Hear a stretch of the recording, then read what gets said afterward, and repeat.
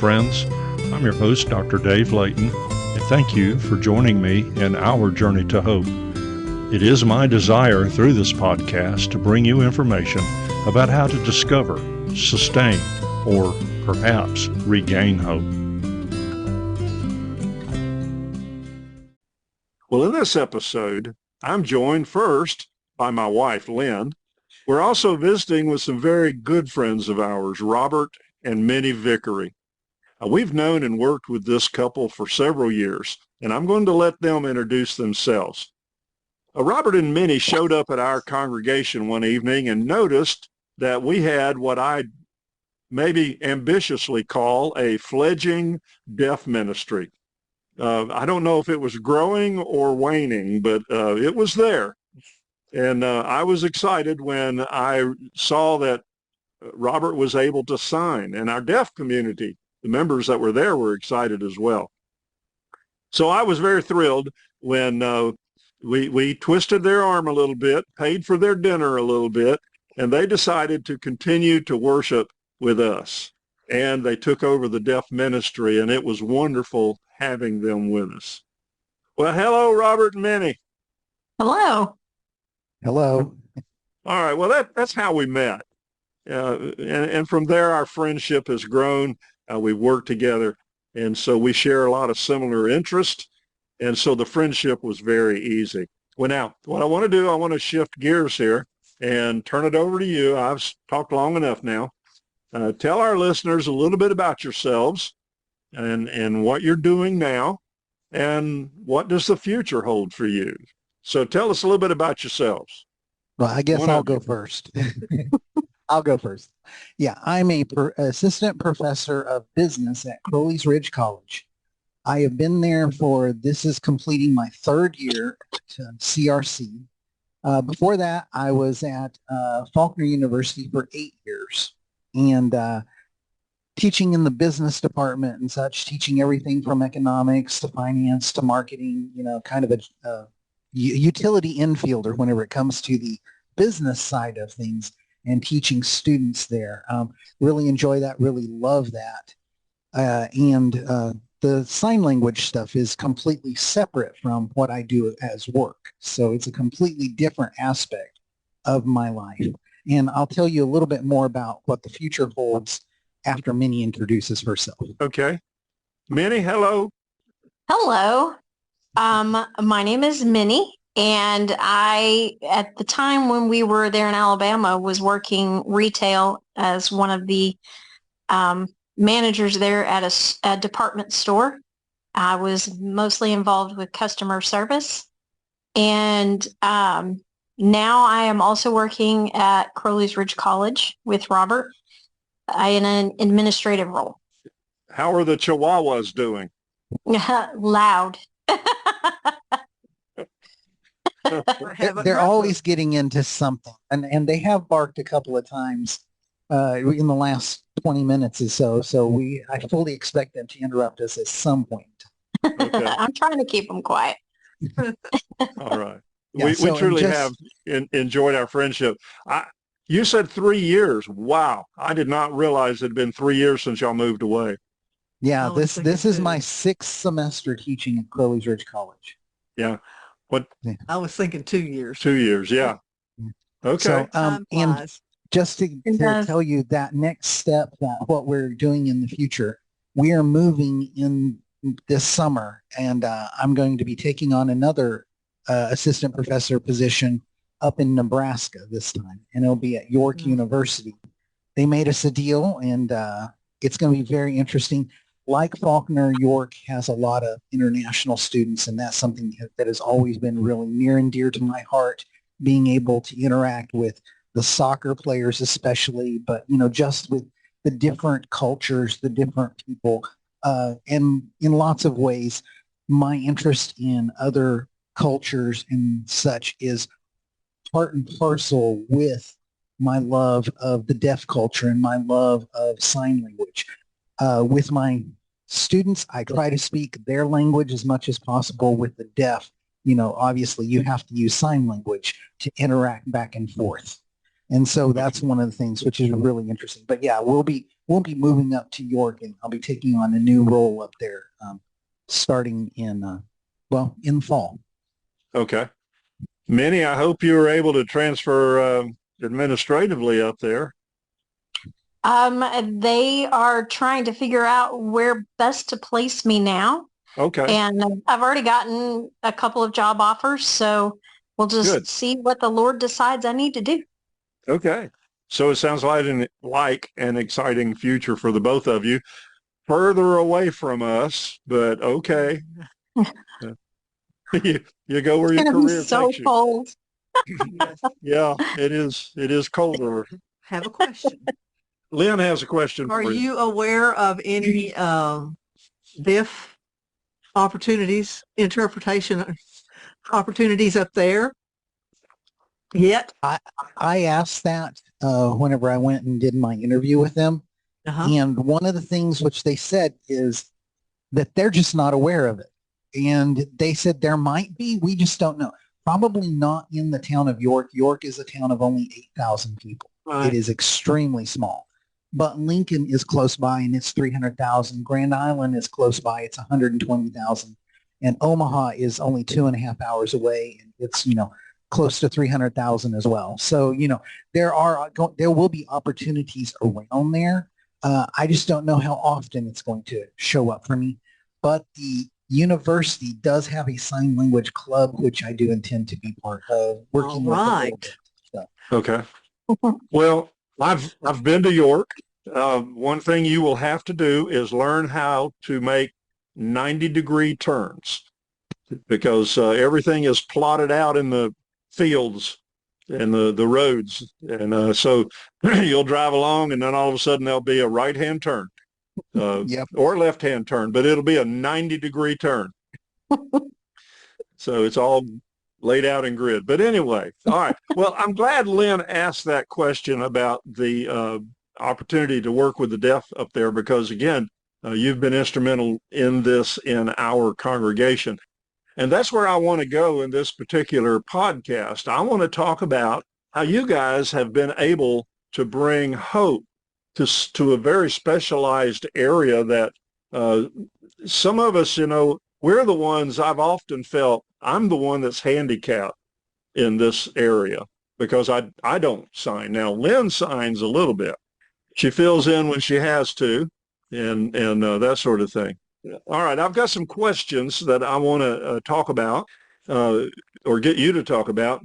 I like to encourage people to use their knowledge and talents to serve our Lord. I mean, that's what we have. And my favorite expression is, what's in your hands? Well, in this case, it literally is in your hands. So, yeah, it's wonderful. So tell me, why did you want to become an interpreter? What started that? First off, it just had to be just plain curiosity. So just curiosity. Okay. Between my sophomore and my junior years of high school, we moved from one part of New Mexico down to the southeast corner of New Mexico to a town called Carlsbad. And in Carlsbad, between my sophomore and junior years in high school, we moved from Farmington, New Mexico, which is in the northwest corner in the Four Corners area, all the way down to the southeast corner that's nestled right above Texas. And whenever I got there, we went to this, new church, about 300 or so. And I'm sitting there and I look, and over on the far left-hand side of the auditorium, there's these people waving their hands around, doing sign language. And I was like, that's fascinating. Now, I had been exposed to just a little bit of sign language before that. I mean, I had taken one of the community classes for sign language at San Juan College. But so I'd been exposed, and I had just the bare minimum exposure to sign language prior to that. After about 3 or 4 weeks of going to church, and the entire time, I'm spending the entire time with my neck craned over to the left as far as I can so I can see, because that's what I'm just trying to do. I'm just trying to watch this because I'm finding it fascinating. And after about, I guess, is a month, 3 or 4 weeks, something like that, my mom just kind of nudged me and she said, just go over there and sit with them. They're not going to bite you. And maybe you can learn a little. It'd be a lot easier to learn if you're right there. Well, they'd love to have you. They love to have me and there was an entire deaf family where both the husband and the wife were deaf and the two kids were deaf. And so it was an entire deaf family that were there, the McManuses, wonderful people. And I went over there and I just loved it. I just wanted to be to be part of that. And Keith, who was the interpreter up there, he's like, I need someone to help me. He's like, you're going to learn how to interpret songs first, church songs, hymns and such. He's like, because that'll let me rest so I can do the sermon. I didn't know he was slow rolling me into doing this. But yeah. To cut to the chase on it, 18 months later, I was standing up there doing interpretation, week in, week out, whether it's me doing the sermon or Keith doing the sermon or whatever. Yeah, it just kind of morphed over about 18 months. In 18 months before I even graduated, I was doing, just doing all of it. Lots of times. So you got started, curiosity, and then eased into it. Yeah, eased into it. And then just that whole thing of it's such a unique and such a it's a visual form of communication that's so amazing, and I just love it. I also love the fact that, I don't have a really strong booming voice, but as far as you can see me, sign language works. So I don't have to yell. I can just sign, and as far as you can see me, we can talk. Yeah. Okay. And Minnie, I guess you got involved with it as a matter of survivability. Yeah, you could say that. Actually, I didn't get involved in it much until we had our daughter Laura, and we found it useful to have conversations with her in public places that maybe other people didn't need to hear. Okay. Especially in church, when you need to get onto your kid in church for whatever reason, it's kind of handy to be able to do that quietly. So she learned very young how to say stop now in sign language. She knew that one from a very young age. And it mostly was just little signs like that. I didn't have to do a lot of sentences until we actually got to Alabama. They would sign between themselves a little bit, but I didn't really do that much. I don't know sign language. As I said, Lynn knows a little bit about it. I know enough to get me in trouble. And to have great stories. Yeah. To our listeners, I tried to sign to one of our deaf ministers that I was going to help her move, but I used the wrong sign. It came out, I'm going to help you die. And so she got a big chuckle out of that. She really did. My favorite story. Oh, well, I don't mind being laughed at. It's fine. Well, and that brings me to another question. Robert, what do you do when you mess up? Because, you're going to say something or sign something sometimes incorrect, not understand it or whatever. And reason I'm asking that is I want people to, first of all, to understand you can become you can develop the ability to interpret, and don't let making mistakes be a big problem with you. Learn from them. So go ahead, Robert. I'm sorry. What do you do when you make a mistake, brother? You just keep going. You just keep going on, because we make so many times, the English language is such a unique thing that our words can have so many different definitions. And sometimes you'll interpret something using the wrong definition of that word. I've done that so many times. Also, and just sometimes you forget the sign for a particular word and you're like, I don't know what that was. And then so you go with, what is it? Bill Belichick in the New England Patriots, next man up, or whatever the next sign is closest to what that idea is that I can use. I kind of like that, so sometimes you just do that next best thing.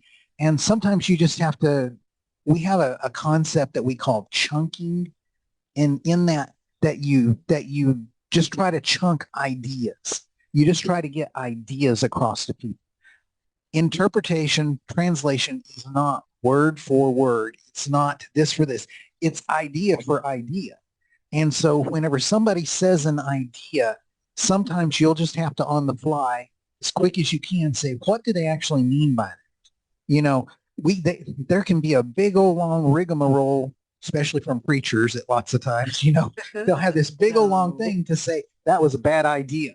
And sometimes whenever you're trying to keep up and they're talking fast and such, then you just sign he's saying that that's a bad idea. And, you just get the point across, you get the intent across. And that's the true part of translating for stuff, and that's a lot more dynamic and it's a lot more personal. And as you learn the deaf people themselves, you learn what they receive and how fast they receive it and how they can understand it much better. The great thing about deaf people is that they're willing to ask questions, even immediately, to make sure they understand. Whereas hearing people, if they're in a crowd, they might be embarrassed to ask, and deaf people never are. That's one of the great, or I've never met one that's worried about asking what you mean. But something that I always found fascinating, before a sermon would start, you guys would get together and say, okay, he's going to use this word, and here's a sign for that word. You would create one or say this is the sign for it, or sometimes what is the sign for this? And so anyway, I always thought that was neat how you did that. So you began signing as a matter of curiosity and interest. You found out apparently you had the talent and the aptitude for it. You always seem to do well. I do know there are times when Sherry especially when you would make a mistake, she would put her hand over her mouth. We knew, Robert said something wrong. But I never saw you get flustered or anything, so you just took it in stride. I want to talk in a minute. I want to talk about some things about education related to it. But what do you think makes a good interpreter? That's really a good question. The reason it's a good question is because my understanding of what makes a good interpreter has changed throughout the years. Whenever I was really young, whenever I was first getting into this, for me, it was speed. I could do things, I could sign so fast. I was extremely fast at doing it. We had a preacher who we said he machine gun preached because he just spoke so very fast. And I could keep up with him pretty close. But as I have grown older, no, well, yes, Lynn's signing Keith in the background, which I can see on the Zoom call here. And yeah, like, faster than Keith. So, but they just talk so very fast. But I've learned that as I get older, I don't have to keep up with that preacher. I don't have to keep up with that person. I'm just trying to get idea after idea across and not getting flustered. And yes, I have gotten so flustered. I have blushed while I'm up there, standing in front of, 2,000 people, and they're like, what's wrong with him? Like, if you only knew, and so there's so, but that's what makes I think a good interpreter is knowing your audience, knowing who you're interpreting for, and then also, being intelligent enough, being aware enough, whenever it's a subject you don't know anything about. You at least doing a little bit of the groundwork, a little bit of the legwork before you go into that situation so that you at least have some signs for things. Faulkner University had their Bible lectureships and had an Arab who came in and spoke about, why he's a Christian now instead of a Muslim like he was whenever he first started out. And so he's throwing out words like mosque and Allah and stuff like this and how to translate that. I had to go looking this stuff up other places to be able to interpret that. And then I had, we had a number of deaf people who attended lectures that year. And they were all, that was fantastic. I didn't even know that was the sign for this. But that's what makes you being an interpreter. Good, Okay. a really good interpreter is taking that step and knowing, having a little bit of knowledge about what you're walking into, just a little bit, or just being prepared and keeping yourself abreast of, common signs and everything. Sign language changes through the years.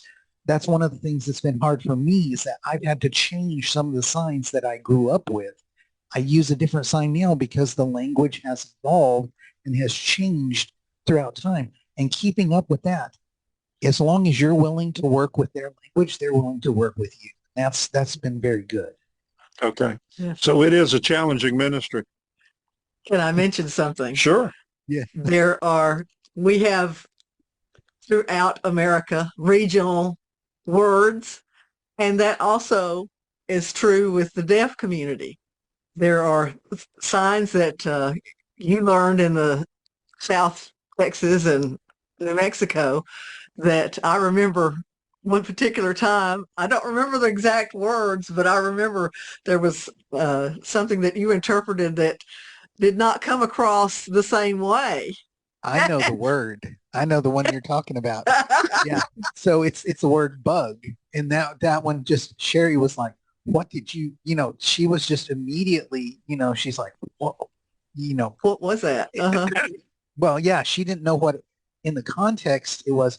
So, and then whenever, I finger spelled and spelled out the word, and she went, oh, you sign Texas style. You sign like Texas, and Uh-huh. so Well, you think about it, we in the South speak a little differently than yes, we do. people up north. And I wonder if in York, Nebraska, if there will be Mm. a change. I think You there may be will learning be. some new signs and I, up I there. hope to be learning a few new signs and such, but but that's one of the things. All the deaf people have been so accommodating Sure. because, and especially, I'm not a coda. I'm not a child of a deaf adult. So the reason that I'm interacting with them is because I care about them. And that's a totally different thing than people who, oh, you just were born to it, or you just this, they see the care and the love and the intention that goes into interacting with them. And they respect that, and they always have. You took the time to learn to communicate with them, and they appreciate it. Yeah, I remember one time we were going to have an activity and bring more of our deaf and hard of hearing community in, and you took the time to teach us how to greet them, and so that they would understand you're welcomed here. So that kind of answered this next question about you do have to make adjustments for different folks when you're interpreting. And I wanted to ask, or I guess get you to comment on it. We use the term interpreting. Something I know about people who interpret for the deaf is you don't add in your own thoughts. You are there to interpret what someone has said to that deaf person as clearly and as accurately from what the speaker said, even if you don't agree with it. So please comment on that a little bit. That gets into what we would call professional interpreting. And okay. That's where I do think that's where, the Registry of Interpreters for the Deaf, which is the national listing of those who have the qualifications to do stuff in like a medical or a legal or an educational setting. That's a different thing than what we're talking about here with us and what we've been doing. Our interpretation is where we're trying to get ideas across. I'm going to give the ideas as best I can to that person. Now, if I was a professional interpreter, there's a lot of rules and regulations and code of ethics, which I personally, as a Christian, I don't feel that I can follow that code of ethics that they have.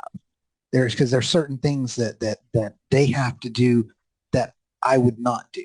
And so, and I won't get into the whole list of that. There's some things, but you do have to, you have to understand that there's a difference between professional interpreting, where you're doing it, getting money for it, and then like where you're their friend and you're the person who's being there, you're the person who's interpreting at church, you're the person who's showing up with them and going to with them to restaurants and such. You know, I've interpreted for kids who are on spring break who just happened to be going through Montgomery, and they were in a Waffle House, and they're trying to figure out how to get this waitress to understand what they mean.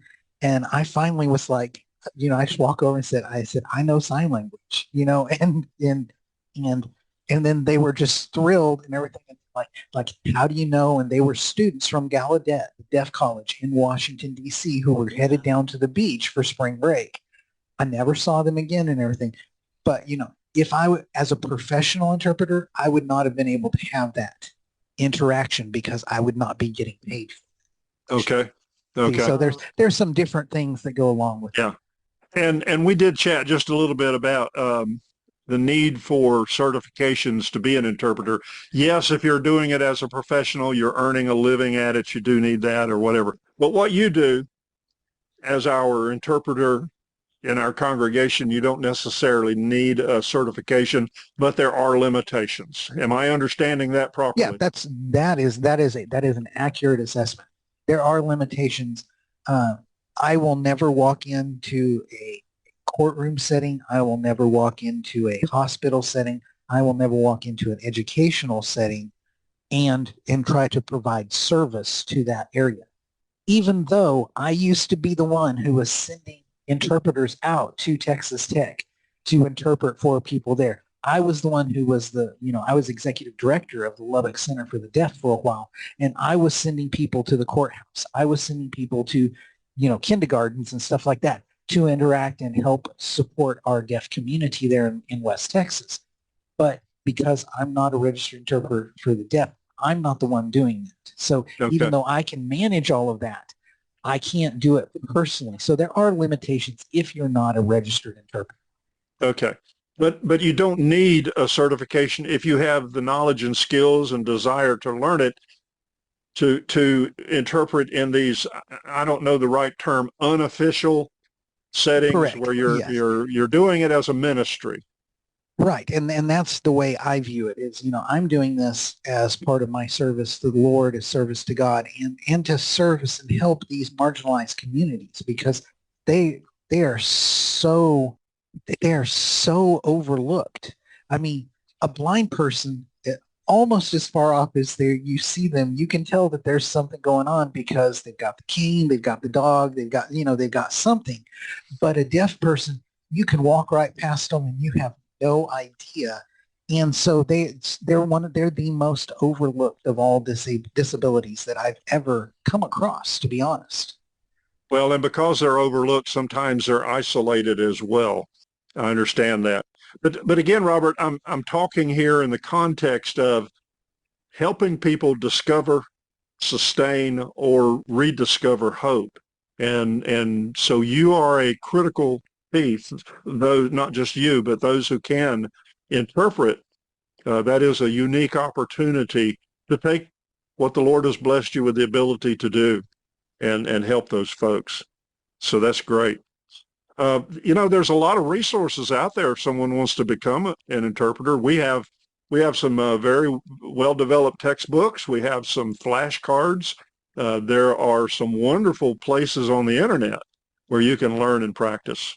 I've watched Lynn. Just agreeing. Yeah, I've watched Lynn practice with those, and I've tried, but I don't have quite the aptitude for it that you guys do. Well, I will just say that there's so many resources on the internet now. And now, in fact, with the internet, American Sign Language, every country has its own sign language. It's completely different. Even England, even though they speak English, they do not have the same sign language. It's Yes. completely different. And whenever you watch, if you ever get to see one of those episodes of Doctor Who that have the British Sign Language inside it, I'm confused. I'm just as confused as you are whenever I see that sign language going on there. And I'm like, this is fascinating, but I have no clue what on earth they're saying. So every single country kind of has that. But with the proliferation of the internet, so much of the world. It's become like, English is the lingua franca for business within the world. American Sign Language has become the lingua franca for all deaf communities throughout the world. So even in places like Aruba, which is a French-speaking island in the Caribbean, the students there, they're deaf. They know the French Sign Language, the Aruban Sign Language, but they also know just enough American Sign Language that they can interact and get by and everything. And so I think that's a fascinating thing that especially now as the internet has grown so much, that so much of ASL has propagated out throughout the entire world, that there is an ability for us to have that common interactive language in sign that's based on American Sign Language. Much like the old Indian Plains tribes would have the sign language that was for all the tribes. They couldn't speak each other's language, but they had a set of sign language that they would use to negotiate treaties and to negotiate, can we go across, water our horses or whatever it is. They had that whole thing. So it's that same kind of idea. By having ASL being so, ubiquitous around the world, it makes it very easy to interact and sign with people. I think, Dave, that's one of the most important things that somebody can do that doesn't know sign is to practice with the deaf, because every time they practice with somebody deaf at church, they make them feel more included. Okay. And that's a huge part of why we come together, is to feel that companionship with all the other Christians around you. If you've ever been to a congregation where you don't speak the language, whether it's Spanish or Portuguese or Afrikaans or whatever, if you've ever been to a church service in another language that's not your own, you can feel inspired by the fact that all of those people believe the same thing that you do, but it's also very, very lonely. Yeah. To be the only one there that just doesn't understand. It's great and it's beautiful, but if it's like that every time, it almost makes you sad that you don't understand. So for the deaf to have people that interact with them, even if it's just to say hi, even if they only know 2 signs, they still feel more included than they would have otherwise. And that's something huge that anybody can do for the deaf. And that brings up one story that we had whenever we were starting to do the deaf get-togethers in Alabama among the Churches of Christ there. When we did one of our events in Birmingham, we had like 70 deaf that were there at that event. And there was a woman there who, it was the first time she had ever seen a sermon in sign language. She had gone to church for 20, 30 years, and all they would do is they would just write down the verses that the preacher would mention. Not the context, not the story, not what was going on, just a list of the verses. And we saw her after the event, and she was in one of the back rooms, and she was just sobbing, just crying. And it was tears of gratitude and love and just an outpouring of her heart as to, I can't believe that I have been missing this my entire life.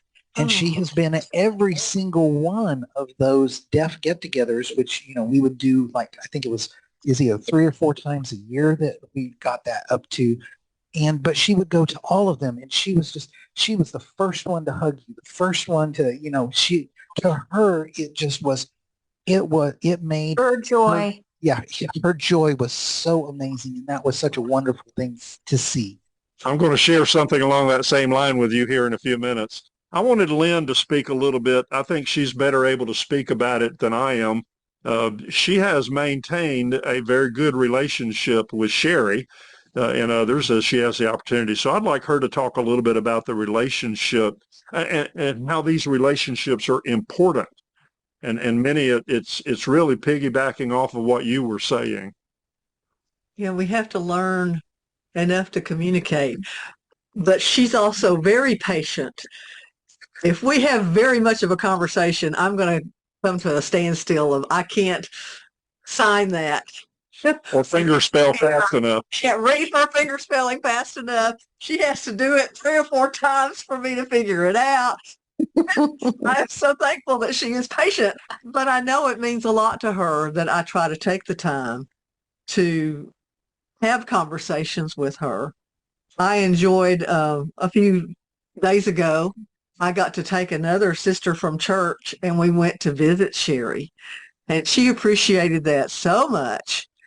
This other sister did not know sign language. Sherry was still aware that she cared enough to come and visit with her, and it meant a lot. And she texted her the next day and told her how much that meant to her.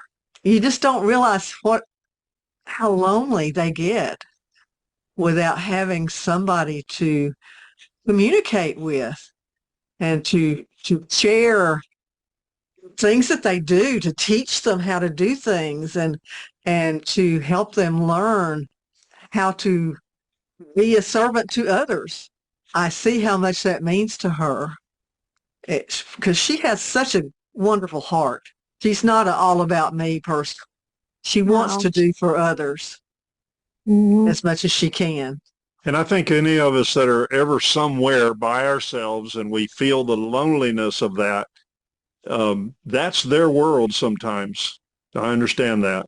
And so you're able to bring hope to them by interpreting. And so I encourage people to become an interpreter to the best of their ability and look upon that as a ministry, because the deaf and hard of hearing are seeking our Lord also. They need that salvation like every one of us. I want to read something to you along the line of bringing hope, okay? Okay. This is from Sherry. I asked Sherry just to write a little bit about her thoughts, and so I'm going to try to read it, okay? I say try to read it because I'm going to try not to get emotional. And it's about the importance of interpreters for the deaf. Now, for our listeners, Sherry is one of our members at our congregation at the Prattville Church of Christ, and she has been there all of these years. And you'll hear some interesting things in what she says. Okay, she says, I have a better understanding of our Father because of Robert and Minnie Vickrey interpreting the scriptures and verses to me in Bible lessons, worship, and songs. I can see clearly what he is saying. My understanding is enlightened, because he wants to make it known that interpreters are important to the community of deaf and hard of hearing children and adults. Also, I have some sisters whose husbands are ministers of God. Just like my brother-in-law is teaching, my sister-in-law interprets, and I am enlightened. And they don't live in the same town. So I believe that all interpreters are important to every community, and the gospel of Christ needs to reach all that need it. I am grateful to our Heavenly Father that no one is excluded, and I am extremely grateful for Robert and Minnie Vickrey and thankful that he reached out to me. I have quite a few ministers in my family, so I really love God and desire to know and learn about him and maybe to minister to others however the Holy Spirit leads me. And because of devoted interpreters who are willing to give of themselves. Thank you. I made it through it. You did. You did. I'm proud of you. Listen, that is from Sherry's heart. That truly is. And so, again, not just you guys, but interpreters in general, you bring hope to people in an area that so many of us are just not able to do as well. So I thank you for it. Lynn, do you have anything you want to add? I can't think of anything else right now. Okay. Give everybody a chance to get themselves pulled back together. Yeah. Well, yeah. And this is a dialogue, a conversation between friends about a critical area of hope, helping people to discover, sustain, or rediscover hope. And you're able to do that verbally as well as visually by interpreting. I All think right, one Robert, thing, Minnie? I was just going to say one thing. I would think one thing that really is just so amazing. Yes, we bring hope through interpreting, but also to see all the different people grow through these interactions that we have has been amazing. To see people when their eyes light up when they first understand a concept or first understand something. That is encouraging not only to them, it gives them hope, but it also gives us hope because at the end of the day, we're all humans. We're all trying to do the same thing. We're all trying to make our best way through this world that we possibly can. And by having that commonality, by having that language where we can interact with each other, it's just it makes so much joy. It makes so much hope, not only in them, but also in us. Every time I hear of somebody who I've had a part of being actively involved in church or actively involved in interpreting, I don't even know by now how many people, I've helped teach sign language to throughout the years. It's, we're talking easily in the dozens of ones where they've interpreted for at least a little while. And so because of that, it's just such a hopeful thing, not only for them, but for me to see more and more people having an interaction with the deaf community because like you said, they are so isolated. And it really doesn't take that much from us to bring them great joy and great hope. Our Christian walk is all about relationships obviously with our Lord, but relationships with each other as well. And so, yes, we feed off of each other. We grow from each other. And we are encouraged when we see our deaf and hard of hearing members, as you said, growing. It's a wonderful experience to join that with them. I did have one more thing to say. Sure. I think it's important to know that not everybody has to be an interpreter. I could never be an interpreter, but just the fact that I try to learn a little bit and interact in every way that I can, even if I have to finger spell everything, at least they know that I care about them, because we're not all called to be preachers. We're not all called to be evangelists. We're not all called to be everything. So, whatever you can do, whatever interaction you can have, even if it is just a hug, that's something that they didn't have before.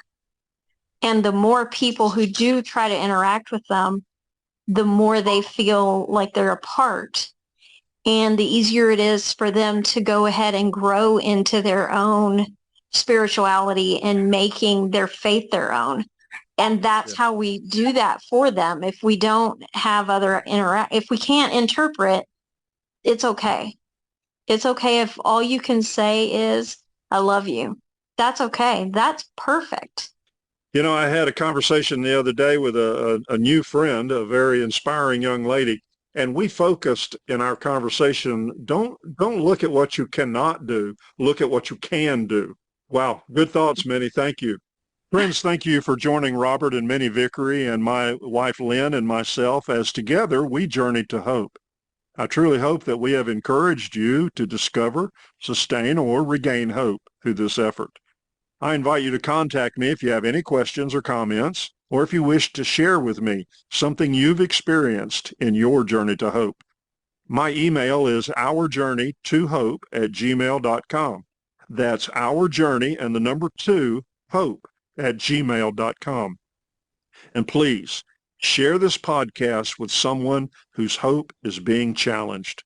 I look forward to sharing more with you soon. Again, I'm Dr. Dave Layton, and thank you for listening. And until our next episode, remember, we give all glory to God our Father.